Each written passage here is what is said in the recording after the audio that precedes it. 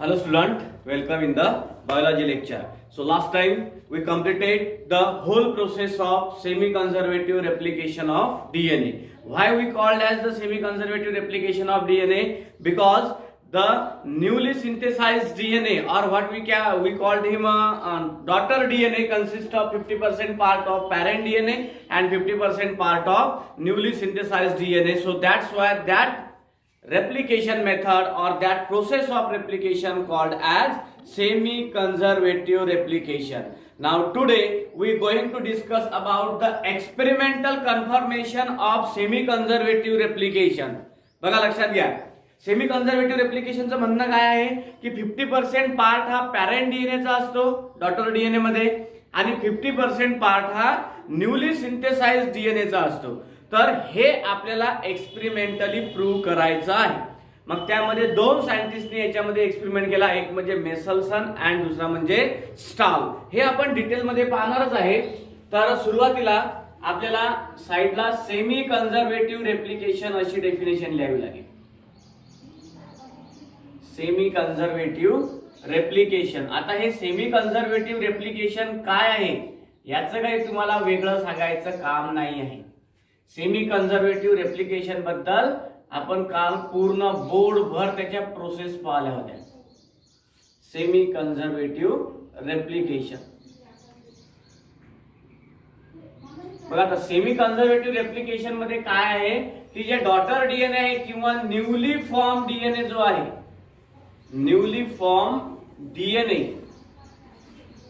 Content काय असते त्यामध्ये, newly form DNA content 50% part of parent DNA.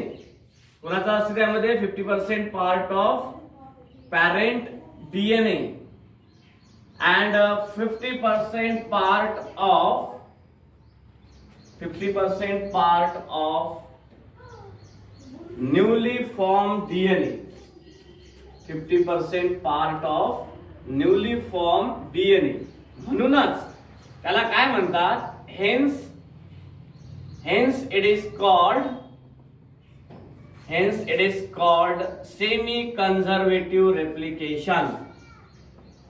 Hence it is called semi conservative replication. म्हणूनच त्याला semi conservative replication असं म्हणतात.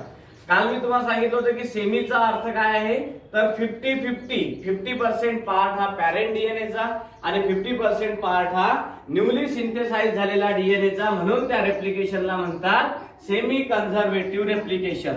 And it was experimentally prove by, बघा आता हे एक्सपेरिमेंटली प्रूव्ह कोणी केलं, तर it was experimentally prove by दोन सायंटिस्ट यामध्ये.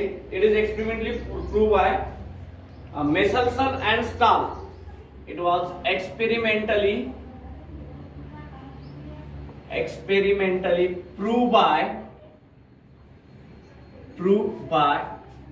मॅथ्यू मेसलसन अँड दुसरा जो आहे तो आहे फ्रँकलिन स्टाल. दुसरा कोण आहे तो, फ्रँकलिन स्टाल. आणि केव्हा, तर 1958 मध्ये. बघा लक्षात घ्या, केव्हा त्यांनी तो एक्सपेरिमेंट केला, 1958 मध्ये त्यांनी एक्सपेरिमेंट केला. कशासाठी, to prove the replication of DNA is semi conservative type. कोण कोण बघा, it was experimentally prove by, experimentally prove कोणी केलं, तर त्यामध्ये Matthew Meselson and Franklin Stahl.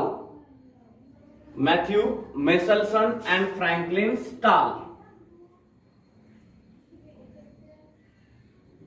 कोण आहे तो, मॅथ्यू मेसलसन आणि फ्रँकलिन स्टाल. त्यांनी काय केलं, एक्सपेरिमेंटली प्रूव्ह केलं. It was experimentally prove by Matthew Meselson and Franklin Stahl in 1958. 1958 मध्ये यांनी प्रूव्ह केलं. आणि कशाचा यूज करून, बाय युझिंग, बघा आता लक्षात घ्यायचं शब्द लक्षात ठेवा कोणता आहे, तर हा बाय युझिंग इक्विलिब्रियम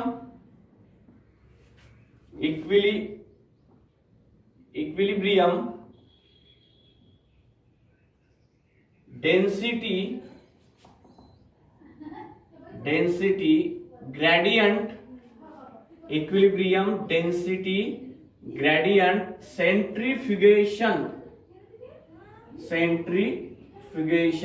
टेक्निक. बघा नाव केवढं मोठं आहे. कोणती टेक्निक आहे? इक्विलिब्रियम. बघा काय काय त्यामध्ये तर equilibrium density gradient centrifugation. Equilibrium density gradient centrifugation. बघा कसं करायचं याच्यामध्ये. Equilibrium density gradient centrifugation technique. बघा आपल्याला या आजच्या टॉपिक मध्ये काय करायचं आहे, आपल्याला एक्सपेरिमेंटल प्रूव्ह करायचं आहे की डीएनएचं रेप्लिकेशन हे सेमी कन्झर्वेटिव्ह टाइपचं असते. मग हे कोणी केलेलं आहे एक्सप्लेन किंवा याचा एक्सपेरिमेंट कोणी केला, तर दोन सायंटिस्ट होते ते मॅथ्यू मेल्सन अँड फ्रँकलिन स्टाल 1958 मध्ये. आणि कोणत्या टेक्निकचा यूज करून, तर इक्विलिब्रियम डेन्सिटी ग्रेडियंट सेंट्रीफ्युगेशन टेक्निकचा त्यांनी यूज करून हे प्रूव्ह केलेलं आहे. मग त्यांनी नेमकं काय केलं बघा. आता फर्स्ट पॉइंट मध्ये आपल्या पुस्तकामध्ये बरोबर 1 by 1 किती 6 पॉइंट दिलेले आहेत. तर यांनी आता काय केलं बघा. पहिल्या पॉइंट मध्ये मेसलसन अँड स्टाल. बघा यांनी काय केलं. मेसलसन अँड स्टाल काय केलं यांनी. Meselson and Stahl perform experiment to prove. यांनी काय केला, एक्सपेरिमेंट परफॉर्म केला. कशासाठी? Perform experiment to prove semi conservative replication of DNA.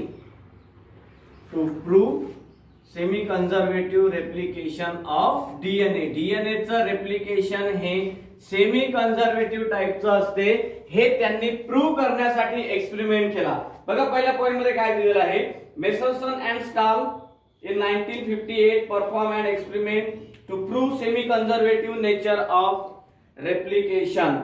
Semi-conservative nature of replication. Experiment to prove semi-conservative nature of replication. रेप्लिकेशनचं semi conservative nature explain करण्यासाठी त्यांनी प्रयोग केलेला आहे. त्यांनी एक्सपेरिमेंट केलेला. बघा असंच लिहायचं हे 1 by 1. फर्स्ट पॉइंट लिहायचा, सेकंड पॉइंट लिहायचा. बुक मधलं ऍज इट इज लिहिलं चालते. मी तुम्हाला सांगतो त्यांनी आता काय केलं. फर्स्ट ऑफ ऑल त्यांनी एक्सपेरिमेंट कशासाठी केला की त्या डीएनएचं जे नेचर आहे ते कोणतं आहे, सेमी कन्झर्वेटिव्ह टाइपचं आहे हे प्रूव्ह करण्यासाठी त्यांनी एक्सपेरिमेंट केला. मग त्यांनी काय केलं बघा. मग दे युज्ड काय त्यांनी यूज कशाचा केला, त्यांनी ई कोलाचा केला. ते यूज म्हणापेक्षा दे कल्चर्ड. बघा त्यांनी काय केलं, दे कल्चर्ड. आता इथून सुरुवात झालेली आहे. They cultured E coli. They culture E coli in a medium containing, इथून पासून लक्ष ठेवा आता, medium containing N14. बघा रे पोरो काय असते हे. This is the isotope of nitrogen. And which isotope? This is the light isotopic nitrogen. कोणता नायट्रोजन आहे हा? लाईट आयसोटोपिक नायट्रोजन आहे. जर समजा N15 जर असलं तर त्याला म्हणतात heavy isotopic nitrogen. First of all they culture E coli bacteria in a nutrient medium that containing N40, that is light isotopic nitrogen. त्यानंतर त्यांनी काय केलं बघा मग, and obtain equilibrium density gradient band. आणि काय ऑब्टेन केलं त्यांनी, and obtain equilibrium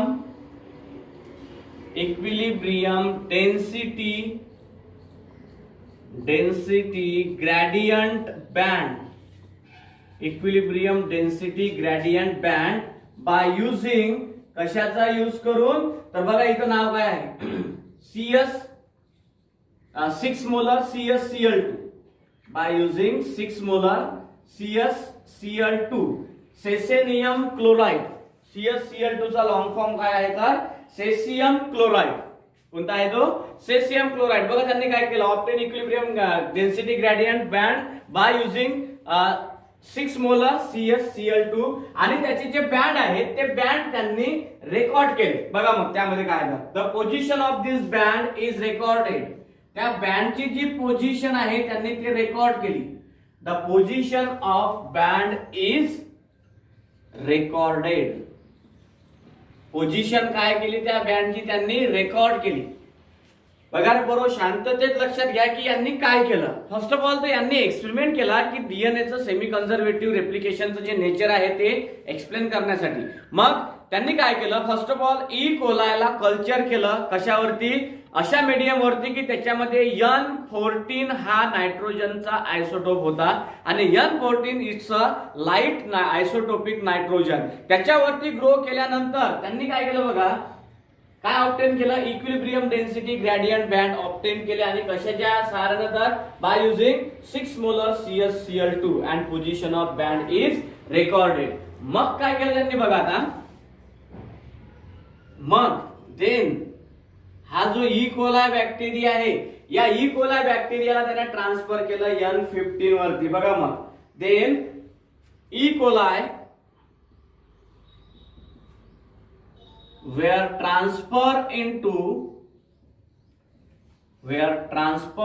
in medium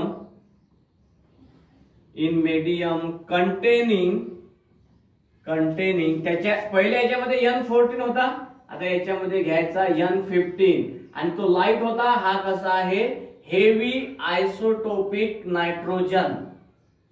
कसा आहे हा, हेवी आयसोटोपिक नायट्रोजन. बघा पहिले तर N40 वरती ट्रान्सफर केलं, नंतर N50 वरती ट्रान्सफर केलं. आता काय होईल बघा, अँड अलाउड टू, बघा काय झालं, अँड अलाउड टू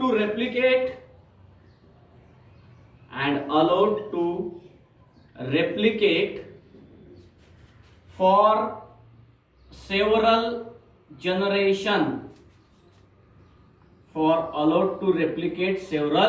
जनरेशन आणि पुन्हा त्यांचं काय ऑब्टेन करायचं, ऑब्टेन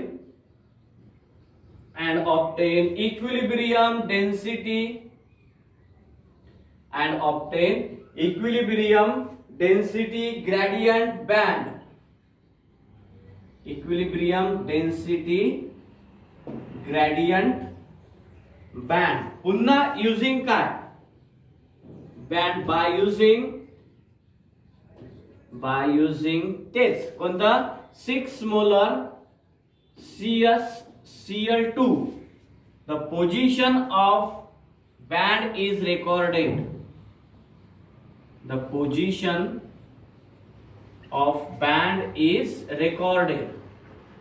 पुन्हा बँडची पोझिशन काय करायची, रेकॉर्ड करायची. बघा बरोबर.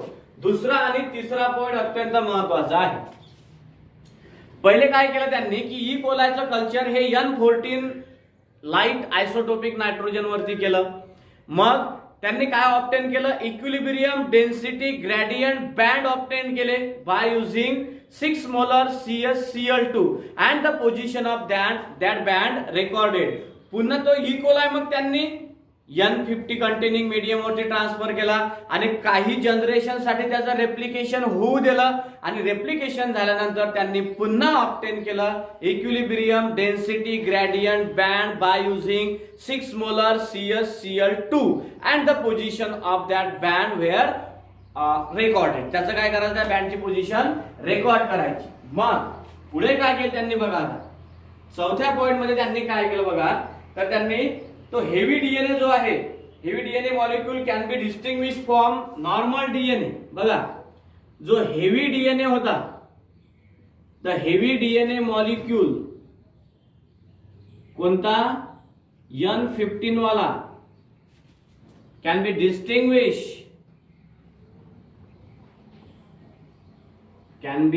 Distinguish from normal DNA by centrifugation. बघा आता काय सांगितलं आपण, हेवी डीएनए मॉलिक्यूल जो आहे, हेवी म्हणजे N15 वाला, can be distinguish from the normal DNA molecule by centrifugation in कशामध्ये, तर 6 molar CsCl2 in 6 molar CsCl2.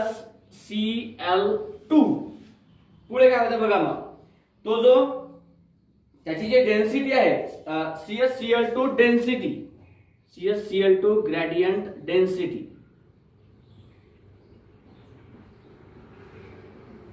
CsCl2 gradient density. बघा आता काय आहे, heavy DNA molecule can be distinguished from normal DNA molecule by centrifugation in CsCl2 gradient density. बघा हे जे gradient density आहे हे हेवी डीएनए ची आणि CsCl2 ची समवॉट सेम असते.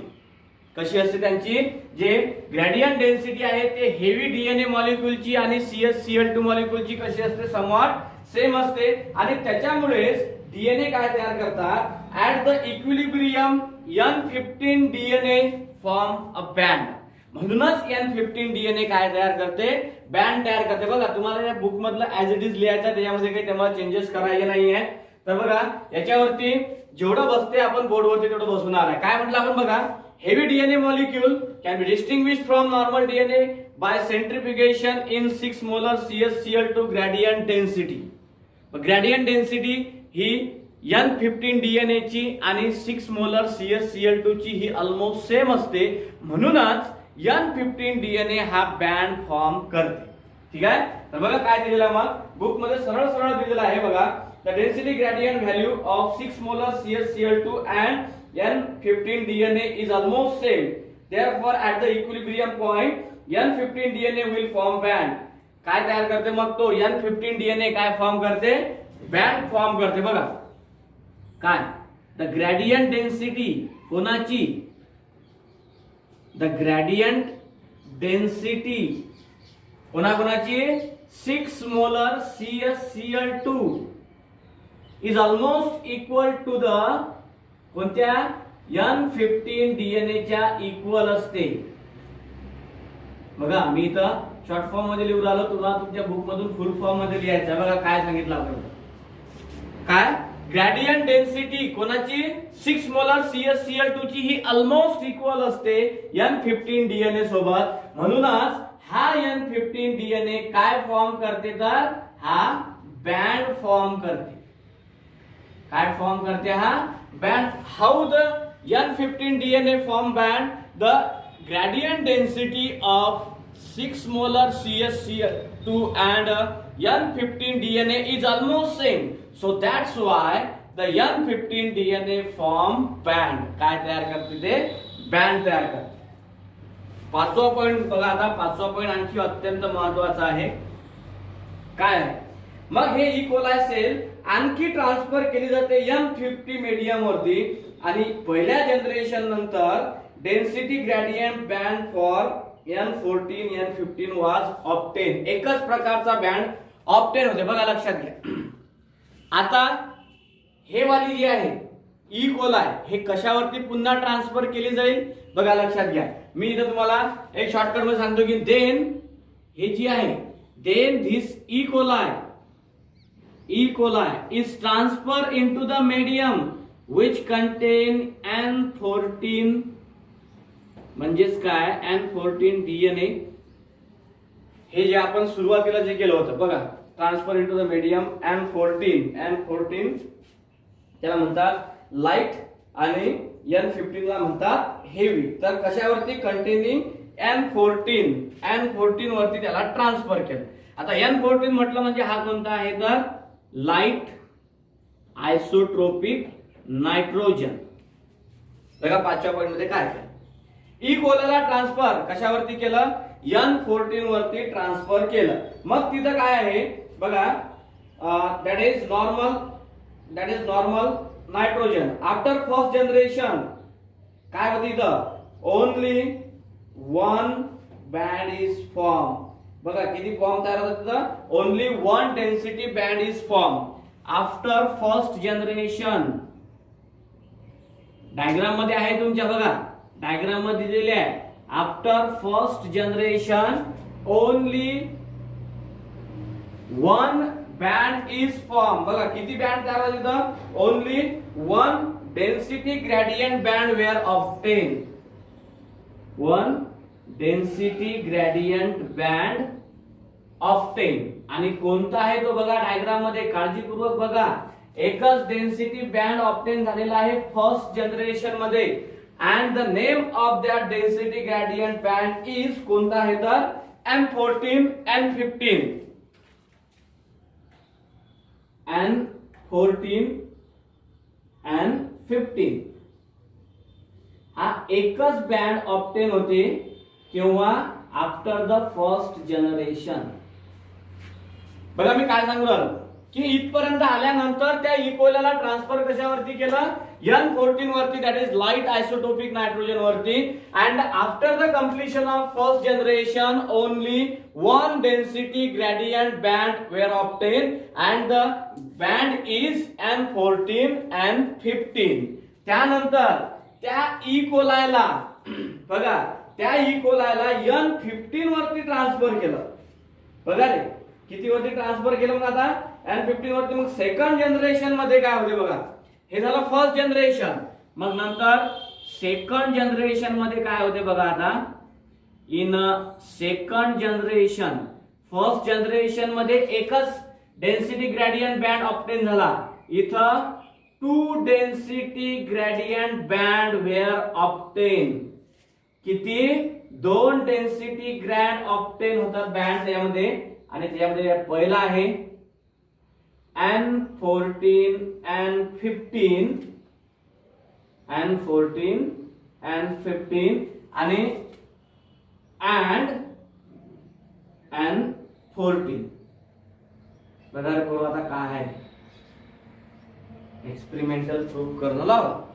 दोन जनरेशन जेव्हा इक्वलायला कशावरती ट्रान्सफर केलं या लाइट आयसोटोपिक नायट्रोजन वरती ट्रान्सफर केलं, तेव्हा फर्स्ट जनरेशन मध्ये तुमच्या डायग्राम मध्ये दिलेला आहेच की फर्स्ट जनरेशन मध्ये किती डेन्सिटी ग्रेडियंट बँड ऑब्टेन होतात तर only one density gradient band is obtain and that is N14 N15. But in the after the first generation there is a second generation. In that second generation two density gradient band were obtained and the name of that density gradient band are N14 N15 and N14. N14 जिथं आला तिथं आहे तो heavy isotopic nitrogen आणि जिथं N15 नावाला तिथं आहे 14 च्या वेळेस लाइट आणि 15 च्या वेळेस काय यूज करायचं हेवी यूज करायचं. बघा पहिला बँड पहिल्या जनरेशन मध्ये पहिला बँड कोणत्या पोझिशन वरती होता N14 N15 आणि दुसऱ्या जनरेशन नंतर दोन बँड तयार झाले, एक N14 N15 च्या पोझिशन वरती आणि दुसरा N14 च्या पोझिशन वरती. आता हे जे बँड आहेत हे काय करता बघा मग 6व्या पॉइंट मध्ये the position of band after two generation. बघा the position of band after two generation. दोन जनरेशन झाल्यानंतर या बँडची पोझिशन काय प्रूव्ह करते. The position of band after two generation. After two generation prove काय प्रूव्ह करते ना बघा. Prove the replication of DNA is semi-conservative type. Prove that DNA replication is semi-conservative. Prove that DNA replication is semi-conservative. DNA चं replication कसं आहे semi conservative आहे हे prove करते. बघा रे बरोबर. आता काय तर एक वेळा मी तुम्हाला पूर्ण एक्सपेरिमेंट आणखी सोप्या भाषेमध्ये सांगतो की कशा प्रकारे लक्षात ठेवायचा. जर समजा आपल्याला experimental proof of semi conservative replication असा जर क्वेश्चन आला तर सुरुवातीला सेमी कन्झर्वेटिव्ह रेप्लिकेशनची डेफिनेशन देऊन द्यायची की कोणता जो नवीन डॉटर डीएनए तयार होते the formation of new daughter DNA from किंवा the daughter DNA is form by the combination of किंवा from the 50% part of the parent and 50% part of the newly synthesized DNA. So that's why the replication of DNA called as semi-conservative replication. And it was experimentally proved by the two scientists, that is Michelson and Stahl, Matthew Michelson and Franklin Stahl in 1958 by using equilibrium, density, gradient, centrifugation technique. लक्षात ठेवा ना, equilibrium, density, gradient, सेंट्रिफ्युगेशन technique. मग सरळ सरळ आपल्याला book मध्ये 6 point दिलेला आहे. मेसलसन आणि स्टालनं काय केलं बघा. Meselson and Stahl perform experiment to prove semi conservative replication of DNA. डीएनएचं सेमी कन्झर्वेटिव्ह रेप्लिकेशन प्रूव्ह करण्यासाठी मेसलसन आणि स्टालनी एक्सपेरिमेंट केला. मग त्यांनी कशाचं कल्चर केलं. त्यांनी इसर्चिया कोलायचं कल्चर केलं. कशावरती कल्चर केलं तर त्यामध्ये वेगवेगळे पॉइंट आहे. फर्स्ट ऑफ ऑल त्यांनी ई कोलाला कल्चर अशा मीडियम वरती केलं की ज्याच्यामध्ये N14 that is light isotopic nitrogen आहे. ई कोला घेतला, N14 वरती कल्चर केला. मग त्यांना काय त्यांनी काय मिळवलं त्याच्यापासून तर इक्विलिब्रियम डेन्सिटी बँड, त्यांनी इक्विलिब्रियम डेन्सिटी ग्रेडियंट बँड त्यांनी ऑब्टेन केली. कशाच्या सहाय्याने, कशाचा यूज करून तर 6 मोलर CsCl2. CsCl2 म्हणजेच काय, सेसियम क्लोराईडच्या सहाय्याने त्यांनी equilibrium density gradient band obtain केले आणि ते बँड रेकॉर्ड केले. मग ते ई कोलाय त्यांनी ट्रान्सफर केली N15 मीडियम वरती, that is heavy isotopic nitrogen वरती, and allow to replicate for few generation. काही जनरेशन साठी त्याला रेप्लिकेशन होण्यासाठी जसंच्या तसंच ठेवलं. आणि नंतर मग त्यांनी पुन्हा रेकॉर्ड काय केलं, इक्विलिब्रियम डेन्सिटी ग्रेडियंट रेकॉर्ड केली by using 6 molar CsCl2 and position of band were recorded. त्यांनी पोझिशन बँडची रेकॉर्ड केली. मग बघा आता जो हेवी डीएनए आहे, heavy DNA molecule N15 can be distinguished from the normal DNA molecule by centrifugation in 6 molar CsCl2 gradient density. मग ही जी gradient density आहे, the gradient density of heavy DNA molecule and 6 molar CsCl2, 6 molar CsCl2 ची आणि heavy DNA molecule ची gradient density ही almost same असते. म्हणूनच तो heavy DNA काय तयार करते, बँड तयार करते. बघा आपण इथं शॉर्टकट मध्ये कसं लिहिलेलं आहे. Heavy DNA molecule N15 can be distinguished from the normal DNA by centrifugation in 6 molar CsCl2 gradient. The gradient density of कोणाकोणाची, the gradient density of 6 molar CsCl2 is always equal to N15 DNA. So that's why N15 DNA form band. काय form करते, तो band form करते. मग then that E. coli is again transfer into the N14 containing medium. त्या E. coli N14 containing medium वरती transfer करायचं. तिथं 2 generation होतात. पहिल्या जनरेशनच्या वेळेस काय तयार होते बघा, 1 डेन्सिटी ग्रेडियंट बँड ऑब्टेन होते. पहिल्या जनरेशन नंतर एक डेन्सिटी ग्रेडियंट बँड ऑब्टेन होते आणि तो आहे N14 N15. जेव्हा सेकंड जनरेशन होते तेव्हा 2 डेन्सिटी ग्रेडियंट बँड ऑब्टेन होतात आणि कोणते ते N14 N15 आणि N14. मग हे जे आहे पोझिशन ऑफ बँड जी आहे आफ्टर द 2 जनरेशन, 2 जनरेशन नंतर या बँडची पोझिशन असं प्रूव्ह करते की डीएनएचं रेप्लिकेशन हे कशा टाइपचं आहे तर semi conservative replication. After the position of band after 2 generation prove that the replication of DNA is semi-conservative type. So this is all about the experimental proof given by the scientists Michelson and Stahl in 1958 to prove the semi-conservative replication of DNA or the semi-conservative nature, semi-conservative mode of DNA.